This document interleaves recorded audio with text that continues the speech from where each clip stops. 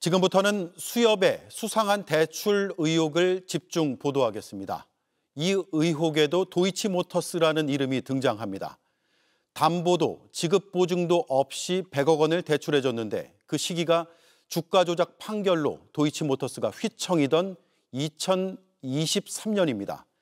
대통령 부인의 연루 의혹으로 번지며 사법 리스크에 빠졌던 도이치모터스에 수협이 큰 힘이 돼준 셈입니다. 배양진 기자의 단독 보도입니다. 선관위는 2023년 1월 수협 회장 선거 투표권을 쥔 조합장 5명에게 성접대를 한 혐의로 노동진 수협 회장을 해경에 수사 의뢰했습니다. 2023년 3월 노 회장 취임과 동시에 이 같은 사실이 지역 언론을 통해 알려지며 사법 리스크가 고조됐습니다. 그런데 이때 수협은행이 한 회사에 100억 원을 대출해줍니다. 김건희 여사가 연루된 주가 조작으로 재판을 받던 도이치모터스입니다. 대출은 수협은행 뚝섬역 지점에서 2023년 3월 24일 실행됐습니다. 담보도 지급 보증도 없는 신용대출입니다. 도이치모터스와 아무런 거래 관계도 없던 수협은행이 오직 신용만으로 100억 원을 빌려준 겁니다. 당시 도이치모터스는 권오수 회장이 주가 조작 혐의로 유죄 판결을 받고 대표직을 내려놓는 등 혼란에 휩싸인 상태였습니다.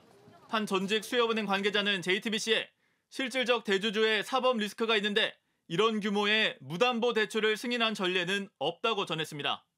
JTBC는 당시 수협은행 지점장이 작성한 대출 관련 의견서도 입수했습니다. 영업 안정성이 양호하고 재무 안정성이 무난하다고 평가했는데 권 회장의 사법 리스크는 전혀 언급하지 않았습니다. 이유를 물어봤습니다. 검토를 갖다가 하긴 했죠, 내부적으로는. 저는 중요한 내용이 아니라고 판단을 했어요. 이뿐만 아니라 모든 시중은행들이 다 거래를 하고 있었고. 뒤이어 수협은행은 도이치모터스 자회사에도 돈을 빌려주기 시작했습니다. 수협이 도이치모터스와 그 자회사 등에 지난 2년 동안 대출해준 돈이 648억 원에 이릅니다. 지난해 한 해 동안만 453억 원을 빌려줬습니다. 당시 늘어난 도이치모터스의 차입금 678억 원 중 3분의 1을 수협에서 대준 겁니다. 수협이 막대한 신규 대출에 적극적으로 나선 것이 수협 회장에 대한 성매매, 선거법 위반 수사를 무마하기 위해서는 아닌지 수협 회장, 경찰, 그리고 김건희 씨 등 도이치모터스 관련자들에 대한 특검의 수사가 필요한 상황입니다. 수협 측은 노 회장의 성접대 수사와 도이치모터스에 대한 대출은 무관하다는 입장을 밝혔습니다. JTBC 배양진입니다. 이뿐만이 아닙니다. 수협중앙회는 올해 초 퇴임한 해양경찰청장을 자문위원으로 위촉하기도 했습니다. 노동진 수협중앙회장의 성접대 의혹을 해경이 무혐의 처리했을 때 청장이었던 인물입니다. 심가은 기자의 단독 보도를 보시고 취재 기자의 설명을 스튜디오에서 들어보겠습니다. 지난달 31일 공개된 퇴직 공직자 취업 심사 결과입니다. 지난 1월 퇴임한 김모 전 해양경찰청장이 수협중앙회 수산업 발전자문위원으로 재취업 승인을 받았습니다. 김 전 청장은 2023년 1월 취임했습니다. 선관위가 노동진 수협중앙회장을 선거법 위반과 성매매 혐의로 해경에 수사 의뢰했던 시점입니다. 해경은 수사 6개월 만에 무혐의로 결론 내렸습니다. 수사를 맡은 해경 수사관이 돌연 지역 파출소로 발령나면서 담당 수사관이 교체되기도 했습니다. 그에 대해서는 제가 어떻게 할 말이 없을 것 같습니다. 비상근직인 수협 자문위원은 한 달에 한 번 정도 회의에 참석하고 매달 250만 원씩 봉급을 받는 자리입니다.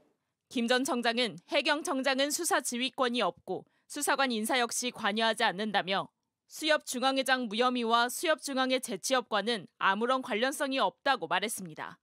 자문위원도 맡지 않겠다고 밝혔습니다. 수협중앙회는 노 회장이 해경 수사를 받게 된 2023년도부터 매년 퇴직 해경 고위 간부를 자문위원으로 뽑았습니다.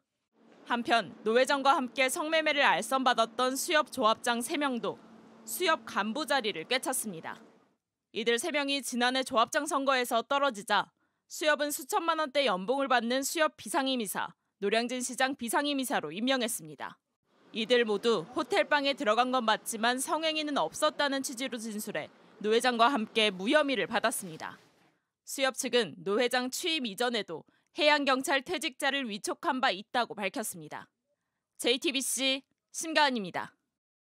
네, 수협회장 성매매 무혐의부터 도이치모터스에 대한 수상한 대출까지 이 사안을 취재하고 있는 사회부의 배양진 기자가 나와 있습니다. 가장 궁금한 게 도이치모터스에 대출해줬다는 100억 원, 2023년이죠. 네. 이거 특혜 대출입니까 아닙니까? 특혜 대출이라고 볼 소지가 분명히 있습니다. 저희가 수협은행 전 현직 인사를 포함해서 여러 명의 금융권 인사를 취재했습니다. 예. 그중에 한 통화 내용을 소개를 좀 해드리면요. 전직 수협은행 고위 관계자입니다. 저희에게 대출 금액이 얼마나 되냐 이렇게 되묻다가 대출의 형태가 어떤지 담보는 잡혀 있는지 묻고요.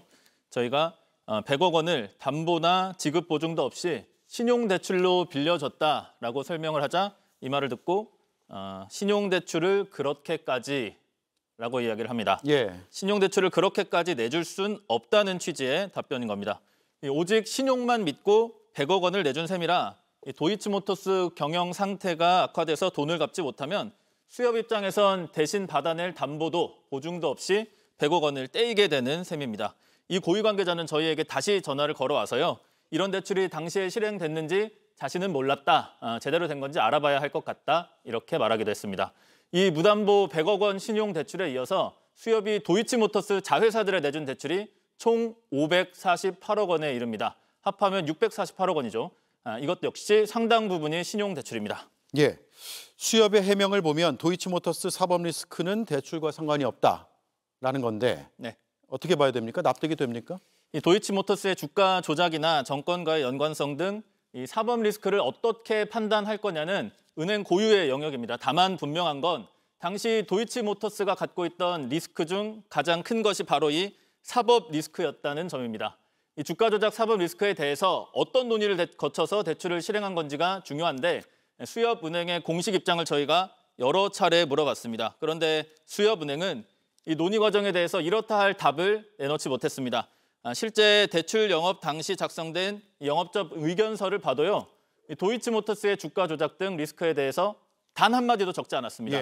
예. 심지어 대출을 실행한 수협은행 지점장이 우리가 먼저 제안한 대출이다. 그리고 권오수 회장이 대표에서 물러났으니 사법 리스크는 문제되지 않는다고 판단했다고 했습니다.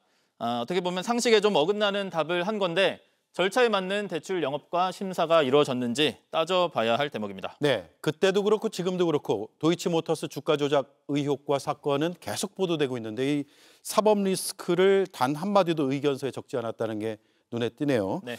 그리고 당시 수협은행 고위 관계자도 모르게 실행된 대출이라면서요? 맞습니다. 그렇기 때문에 이 누구의 지시인지 확인하는 것이 중요할 걸로 보입니다. 예. 정리를 다시 해드리면요. 김건희 여사가 연루된 이 주가 조작 기업으로 연일 뉴스에 오르던 도이치모터스에 600억 원이 넘는 대출이 실행됐습니다. 이제 1심에 이어서 2심까지 주가 조작 혐의 유죄가 줄줄이 선고되는데도 2년에 걸쳐서 사법 리스크에 대한 검토 없이 대출을 계속해준 겁니다. 특히 수협은행 고위 관계자도 모르게 이 대출이 이뤄졌다면 그보다 더 윗선, 그러니까 수협 중앙회 차원의 지시가 있었는지 확인해 볼 필요가 있습니다. 이 수협이 김건희 여사와 관련해서 특정 기업에 특혜성 대출을 해줬다는 소문은 올 초부터 관가에 돌고 있었습니다. 예. 저희가 지난번에 노동진 수협회장의 수상한 성접대 무혐의 사건에 대해서 취재한 것도 이것과 무관하지 않고요.